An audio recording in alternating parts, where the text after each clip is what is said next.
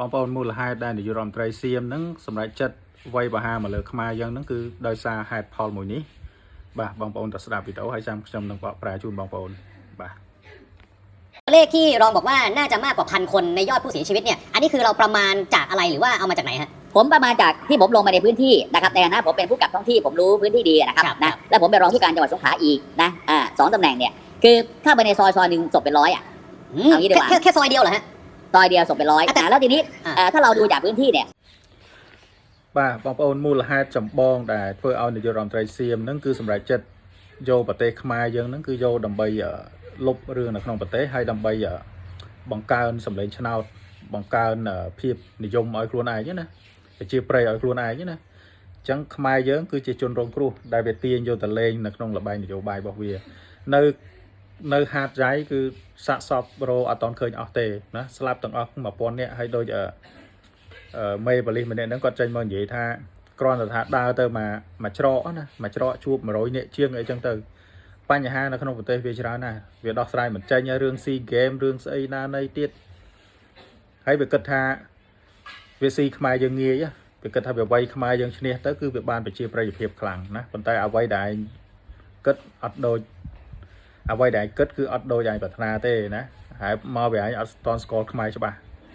ดอลเลยจับประดามสกอร์ขมายจะมาหายนะก็เหมือนที่กูเคยพูดไว้นะคือทุกอย่างก็คือเป็นเรื่องการเมืองนายกของเมืองนะเอาเรื่องชายแดนเนี่ย1ก็คือกลบเรื่องที่หาดใหญ่2ซีเกม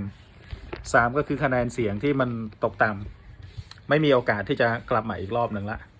เพราะฉะนั้นคือกะจะเอาเรื่องชายแดนเนี่ยกะจะเปิดเขมรจะตีเขมรให้แบบเบ็ดเสร็จก็จะได้แบบคะแนนนิยมจากพวกมึงสนับสนุนมาเยอะแยะ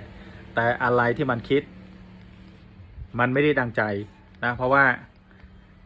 กัมพูชาไม่ได้ปล่อยให้มึงมากินอะไรง่ายๆขนาดนั้นนะเพราะฉะนั้นไอ้พวกที่แบบสมองไม่ค่อยดีทั้งหลายนะมึงฟังกูแล้วมึงก็เอาไปสังเกตดูเองนะมึงก็ลองคิดลองพิจารณาดูนะจูแล้วแม่งมาเปิดประเทศกูทำไมถ้ากูจะเปิดก็เปิดช่วงที่พวกมึงกำลังจะท่วมกันอ่ะถ้าประเทศกูจะทำนะไม่ใช่รอแบบมาถึงป่านเนี้ยแล้วค่อยท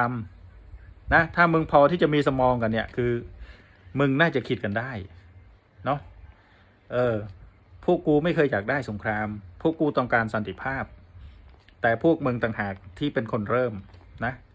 ก็เป็นการเมืองในประเทศของมึงไอสัตว์นะมึงไม่ได้มากินประเทศกูง่ายๆเหมือนที่มึงคิดตอนนี้พอที่จะรู้จักกัมพูชานี้มากกว่าแต่ก่อนเลยใช่ไหมเอาเรื่อยๆ